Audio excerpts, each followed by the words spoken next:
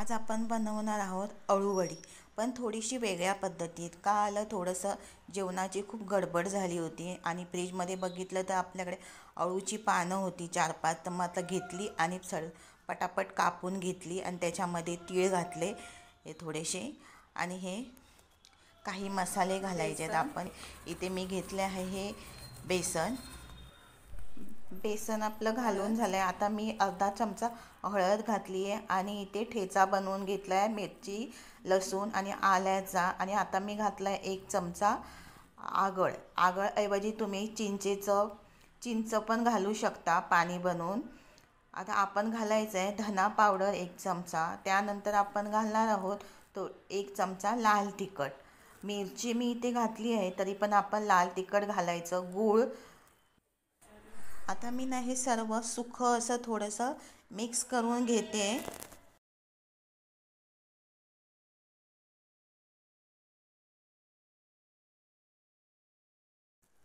आता आपण याच्यामध्ये थोडं थोडं पाणी घालायचं, एकदम घालायचं नाही, कारण आपल्याला हे घट्ट बनवायचं आहे, पातळ बनवायचं नाही आहे.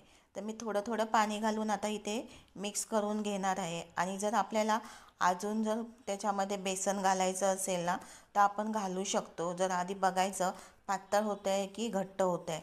अशा पद्धतीने मी इथे मळून घेतलं आहे.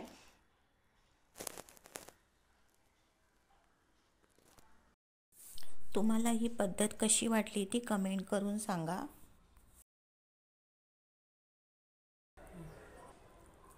हे आता आपलं मिक्स करून झालं आहे. आता आपण याचे रोल करून घ्यायचे. आता रोल कसे करायचे ते तुम्हाला मी दाखवणार आहे. इथे आपण दोन्ही हाताला असं तेल लावून घ्यायचं. तर मी इथे गोळा घेतला आहे बघा, आणि असा बघा असं करायचं आहे गोल, आणि आपण या डिशवरती ठेवायचं आहे. असेच आपण सगळे करून घ्यायचे आहेत.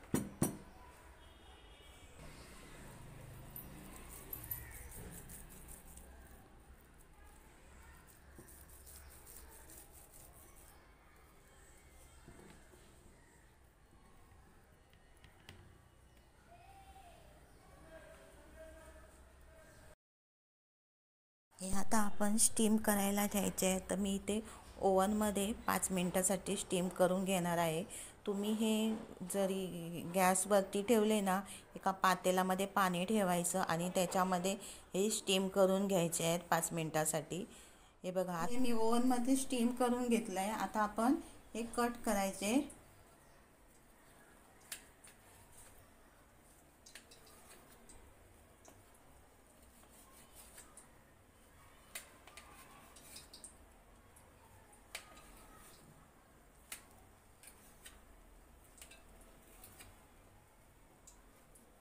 हे बघा, अशा पद्धतीने आपण वड्या कट करून घेणार आहोत.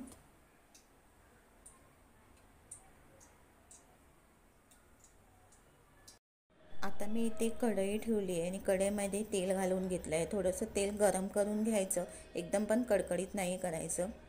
आता आपण त्याच्यामध्ये जे वड्या कट करून घेतल्या आहेत ते घालायचे आणि चांगलं तळून घ्यायचे आहेत. असे खूप छान असे क्रिस्पी अशा या वड्या होतात.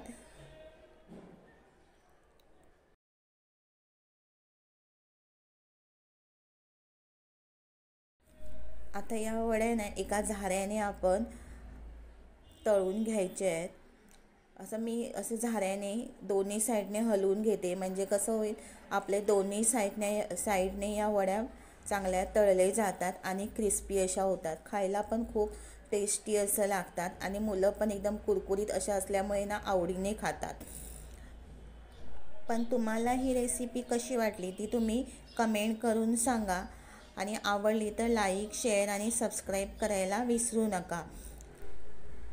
आता आपल्याला या वड्या हे बघा तळून झाल्या आहेत. खूप छान असे झाले आहेत, पाहू शकता तुम्ही इथे.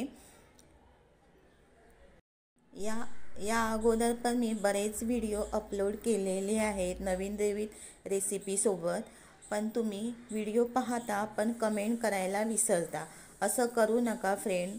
प्लीज कमेंट करा, तरच मला कळेल की तुम्ही कुठून पाहत आहे आणि माझ्या रेसिपी तुम्हाला आवडत आहेत की नाही ते. त्यामुळे लाईक करा, कमेंट करा प्लीज. तुम्हाला जर काही चुकीचं वाटत असेल तेही तुम्ही कमेंटमध्ये मला सांगू शकता. तुमच्या सपोर्टशिवाय माझं चॅनल पुढे जाणार नाही आहे. त्यामुळे परत मी तुम्हाला विनंती करते आहे की मला कमेंट करा आणि व्हिडिओ पाहत असाल तर पूर्ण व्हिडिओ पहा. अशा पद्धतीने आपल्या या अळूवड्या तयार झाल्या आहे. खूप छान अशा झाल्या आहेत, पाहू शकता तुम्ही इथे.